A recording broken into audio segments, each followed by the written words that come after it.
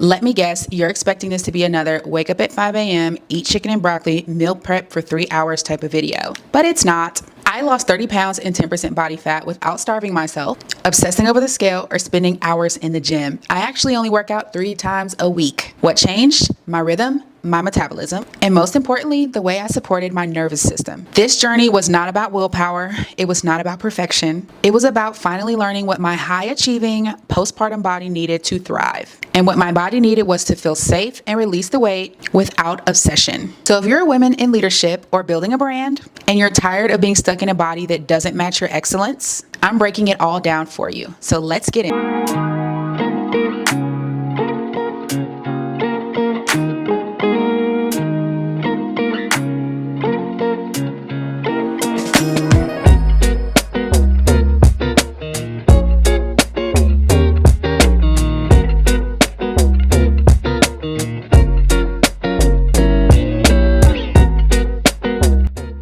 Exactly what I did.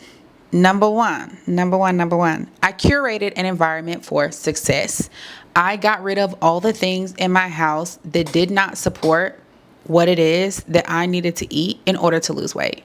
That also meant that my kids were sacrificing. But hey, listen, the things that we often don't need to be eating are often things that our kids don't need to be eating either. I mean, now that I've gotten my self-control under control and my cravings and stuff, I do allow them to eat certain snacks and chips and whatever. But when I first started this journey, I did not bring that stuff in my house. The second thing that I did was a detox. Now, I had done this previously and I had lost a lot of weight, but then I had gained it back. And so I knew that doing the detox this time around, I was going to have to do things a little bit differently after the detox. So previously I had done what had been my longest raw vegan detox was 10 days. My previous longest vegan detox was actually the Daniel's fast, which is a vegan detox. It's the same thing, obviously with different intentions, but the longest one I had done for Daniel's was 21 days. And I tend to lose weight on Daniel's, but that's not really what I do it for. And so I hadn't really looked at that as a weight loss, type of thing. But I did a 10-day raw vegan detox, and it was a detox plus a parasite cleansing tea a couple of years ago. And I had lost 10 pounds during the 10 days. And so I knew that had worked. And although I didn't have the parasite cleansing tea anymore, I didn't really feel like I needed it. I felt like I just needed to give my body a reset. And so I did a 10-day raw vegan detox. I lost 12 pounds and I took it from there. I was like, okay, now that I'm going to go back to eating, what am I going to go back to eating? Because the thing about detoxing is that although it's very necessary, it's not always easy. And for me, someone who consumes a lot of caffeine, when I go through a detox, it's rough. Okay. That time I specifically remember that time that I did the detox before I started dropping the weight. I had shakes and everything. Coming off the caffeine was really, really hard because I was drinking this is really embarrassing. I was drinking almost 400 milligrams of caffeine a day. That's 2 Red Bulls. So imagine having 2 Red Bulls a day. It wasn't Red Bull, but imagine having 2 Red Bulls or 2 Celsiuses or 2 Monsters a day. Okay. And then trying to go to sleep at night, first of all, and waking up in the morning, first of all. Second of all, it was a lot. So coming off of that, it was that mixed with coming off of sugar. Even if you eat a lot of sugar, you eat a lot of fried foods, the detox really does feel like your body is expelling and pushing things out. But it's super necessary, and it helped me jumpstart my weight loss and get control of my cravings. The third thing that I did was I turned to low glycemic eating. Okay. This is something that I recommend all of my clients do. I take all of my clients through raw vegan detox. It's a non-negotiable. If you're going to work with me, you have to be willing to do that for at least 5 days. But after that, what I put them on is low glycemic eating, very, very, very low refined carbs, if any. I say refined carbs, meaning potatoes, no, rice, no, bread, no, flour, no, tortillas, no, none of that. Okay. Honestly, it's not adding a lot of nutritional value to your diet anyway, so it doesn't really matter. It's a benefit of cutting it out, but there's not really any bad side effects. You know what I mean? When you're looking at deciding what diet you're going to eat on, pros and cons, there are no pros for eating flour, potatoes, and like, it's not, okay? Maybe sweet potatoes, but like white potatoes and all the refined carbs, bread, like there's not really any positives to eating those things. And so I cut those out almost completely. If I have some type of rice on the side, like rice is really the only thing that I will like, do. Sometimes I'll do pasta, and that's because I run. And so I only do it strategically with my runs, but if I do, it's half a cup, no more than half a cup. So I'll give y'all that little nugget, no more than half a cup of rice or pasta. And the only time I do it is the day before a long run, because my body is going to use those carbs as a fuel source. And so it's almost like canceling each other out. It's like I never even ate it, which is another reason why I love running, because I love me some spaghetti. That was probably one of the hardest things that I had to get over. But I transitioned to that low glycemic diet. So I stay away from things that tend to spike blood sugar. And I don't do it for dietary reasons. I do it for healthy lifestyle reasons. Like, I'm not just doing it until I get to a certain weight, although you can do it until you get to a certain weight. I'm doing it because I just don't find any need to eat something that's going to spike my blood sugar. You know what I mean? So I just stay away from those types of things. The fourth thing that I did to lose 30 pounds and 10% body fat was I started doing slow and steady cardio. So zone 2 cardio. I was always taught cardio is bad. Cardio is evil. I stayed away from it. If you're not a fast runner, don't run at all. Like, that's kind of how the mentality that I carried my entire life. Okay, I would say how I grew up, but that's the mentality that I carried my entire life. If you're not good at something, don't do it. Do something else that you're good at, And so running was never good for me. I was the kid in middle school where it was mile time day, like run your mile for time. No. And you know what? I think part of it too was that I always had like PE right after lunch in my schedule. And so I would get cramps. Now I understand, don't eat within 2 hours of running because you're going to get cramps. By the way, don't eat within 2 hours of running because you're going to get cramps. Okay.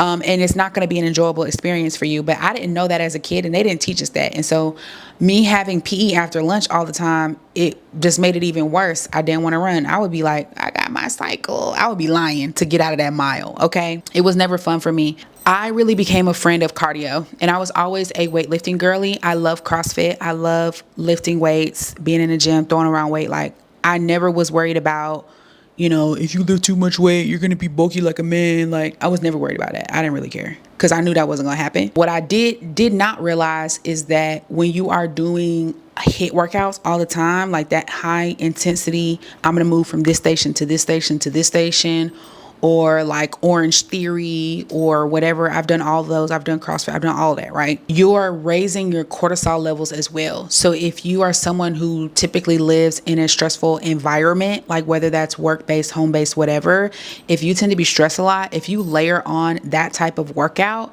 then you're actually going to slow your metabolism down, and you are literally wrecking your nervous system. And that's what I was doing. I didn't realize it because I was burning like 1,000. I remember at one point I was burning 1,000 calories a day. Like, I had a streak going for almost 30 days of burning 1,000 calories a day, and I was not losing any weight. None. Okay.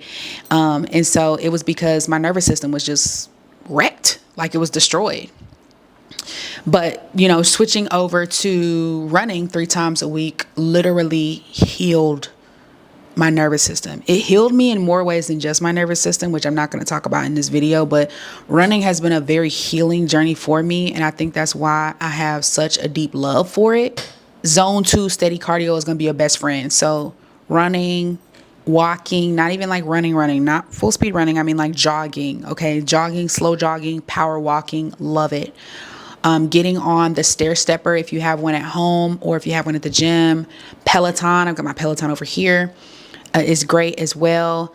So just that slow and steady cardio. I would even say Pilates, even though it's not considered cardio, a lot of the Pilates movements are just enough to like raise that heart rate into zone 2. And what I love about Pilates is there's not a lot of breaks in between. And so it keeps your heart rate up. So it keeps your heart rate like at a steady pace versus like HIIT workouts kind of go up, down, up, down. And I don't have anything against HIIT workouts. I do still love them. I just would not recommend them for optimal fat burning. Just me personally, as a nutrition coach, don't shoot the messenger. Okay. And don't let me get like unsubscribed because I just used that word, but whatever. So that was the fourth thing that I did, was that slow and steady cardio.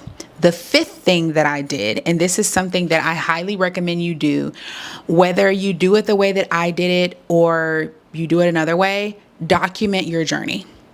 When I first started documenting my journey, I wasn't posting it all on social media. I was posting some of it on there just because like this is kind of what I do for a living. Even as a business owner, I show the personal side of my life even before I became a certified nutrition coach. But you should document your journey, whether you post it online or not. Take pictures, take videos. I tell my clients, send me pictures of your meals when you're working out. Send me a picture of your watch, because that holds you to a higher level of accountability, but also you get to see yourself progress. Like if I would not have had the videos from 6 months ago, I would not realize how much smaller I've gotten in 6 months. Like 30 pounds and 10% body fat did a number on me. Like my clothes fit completely differently. Things that I could not fit into 6 months ago, I fit into now. And 6 months is like 6 months, but it was fast. Okay, it was fast. So, if I didn't have those videos, I would not realize how big I was. Like I knew I was big, but I didn't know I was as big as I was. And I couldn't see as much of a difference until people started telling me, wow, you look really small. And then I started going back and looking at the pictures and videos and saying, wow, I'm really smaller than I was. Like it took me a long time, for it to come around and like really realize it. So that's something that I highly, highly recommend that you do. So yeah, those are the things I did to lose 30 pounds and 10% body fat. Listen, if you are looking for a coach, I am accepting new clients. I also run group detoxes. If you ever want to do a detox, if you catch it on a live one, you can always buy it from me and do it yourself. But sometimes I do live groups. I'll leave that link down in the description box below. And I also do group coaching. So if you're someone who likes community, I like community, which is why I was a CrossFitter and why I love running, because even though I'm running by myself, when you go to a race, it feels like family, it feels like community. So if that's the type of environment that you thrive in, I also run group coaching programs. But yeah, let's get it. I mean, it's been an amazing experience transforming myself from the inside out. I feel so much happier, so much healthier. And I wish this happiness upon every single mid-size, plus-size girl out there who's I just need something different.